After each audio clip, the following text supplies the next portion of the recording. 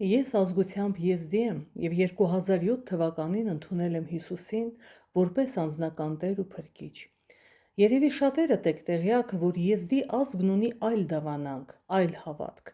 Այդ ազգը պաշտում է հենց սատանային Մալաքի Թաուսին, ինչը թարգմանաբար նշանակում է երկնքից ընկած հրեշտակ։ Մալաքի Թաուսի մյուս անվանումներից է Ազրայելը, որը նշանակում է մահվան հրեշտակ։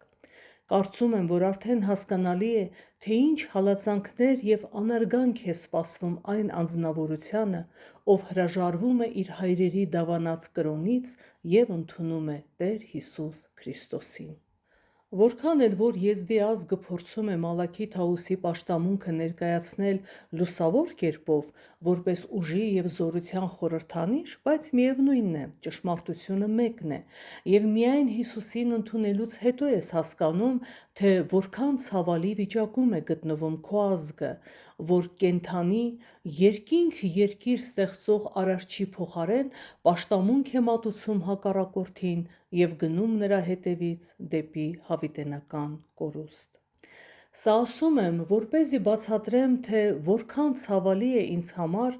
երբ իմ հարազատներից որևէ մեկը մահանում է առանց Տիրոջն ընդունելու։ Եվ այս վերջերս արդեն մեծ տարիքում մահացավ իմ հարազատներից մեկը, ում շատ եմ սիրել ու ընդունել եմ որպես տատիկ։ Նա շատ քաղցրալեզու, հաշտարար բնավորությամբ կին էր, աշխատում էր որևէ մեկին չնեղացնել, անգամ երբ մեր հավատացյալ բարեկամներից մեկը խնդրում էր միասին աղոթքի կանգնել, տատիկս աղոթում էր, չէր մերժում, և ես ինձ շատ մեղավոր էի զգում, որ չեմ հասցրել այցելել նրան մեռնելուց առաջ և խնդրել, որ կանչի Հիսուսի անունը։ Այդ մտքերով և ծանրացած սրտով պառկեցի քնելու։ Գիշերը երազում զգում եմ, որ ինչ-որ մեկն ինձ բարձրացնում է վերև ու այնտեղից տեսնում եմ մի մութ խավար սենյակ, սարսափելի մութ, որտեղ մի փոքր լույսի կտոր անգամ չէր թափանցում։ Եվ հանկարծ այդ սենյակի դուռը բացվեց, տատիկս մտավ ներս ու միանգամից դուռը հետևից գոցվեց։ Անմիջապես կողքից զգացի Տիրոջ ներկայությունը, ով ձեռքով փակեց աչքերս, որպեսզի չտեսնեմ, թե այդ սենյակում ինչ է կատարվում։ Ու այդ պահին լսեցի ինձ համար շատ հարազատ ու թանկ ձայն, որն արդեն 32 տարի չէի լսել։ Դա հորս ձայնն էր, ով մահացել էր 32 տարի առաջ։ Նա տատիկիցս ջուր էր խնդրում, մտածելով, որ նոր է եկել այդ վայր և կարող է իր մոտ ջուր ունենա։ «Ջուր տուր ինձ»։ Այդ ձայնն աղերսում էր. «Ջուր տուր ինձ»։ Տատիկս դեռ ամբողջությամբ չէր գիտակցում, թե որտեղ է ինքը, և սկսեց ասել. «Ախր ես ջուր չունեմ, ինձ մոտ ջուր չկա»։ Հետո լսվեցին մյուս հարազատներիս ձայները, ովքեր միայն ջուր էին աղերսում։ Նա այդ պահին լսելով իր հարազատների ձայները,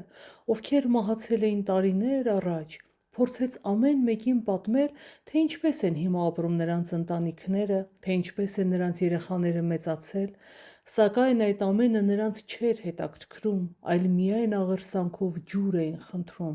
«Ջուր տուր մեզ, մենք տառապում ենք այստեղ, ջուր տուր»։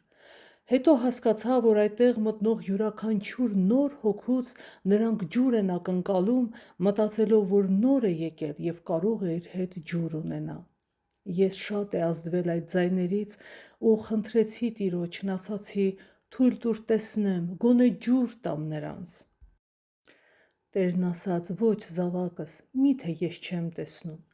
Նրանք այլևս ոչ մի հնարավորություն չունեն, այդ կենդանի ջուրը տրվում է երկրի վրա ապրողներին, իսկ նրանք արդեն բաց են թողել այդ հնարավորությունը»։ Ես այդտեղ հասկացա,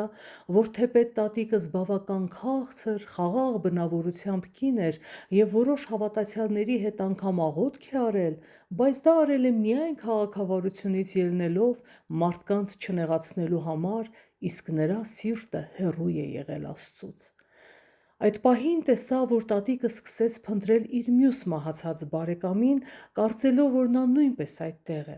Բայց ես վերևից տեսա, որ այդ խավար սենյակի կողքին մի լուսավոր սենյակի դուռ բացվեց,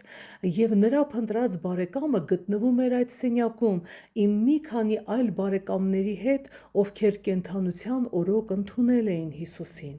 Այդ լուսավոր սենյակում չկար լաց, տառապանք, պարզապես այդտեղ գտնվող բարեկամներս հույսով սպասում են, որ տատիկս կմտնի լուսավոր սենյակ, բայց ցավոք, և նրանք պարզապես ափսոսանք էին ապրում, որ կարող էր ևս մի հոգի փրկվել, բայց գնաց դեպի հավիտենական կորուստ։ Այդ խավար սենյակից հետո իմ հարազատներից ոմանց լուսավոր սենյակում տեսնելը մեծ մխիթարություն էր ինձ համար։ Եվ այդ պահին լսեցի Տիրոջ ձայնը. «Գնա ու այս ամենը պատմիր ոչ թե անհավատներին, այլ իմ ժողովրդին։ Ասա նրանց, որ դժոխքում միայն ջուր են խնդրում, և այդ հոգիները ջրից բացի ոչնչի կարիք չունեն,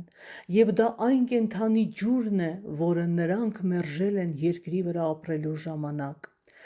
Իմ ժողովրդից շատերը թողել են կենդանի ջրի աղբյուրը, հեռացել են ինձանից։ Ասա նրանց, քանի ժամանակ կա, թող մոտենան ու խմեն այն կենդանի ջրից, որը բխում է հավիտենական կյանքի համար։ Ամեն»։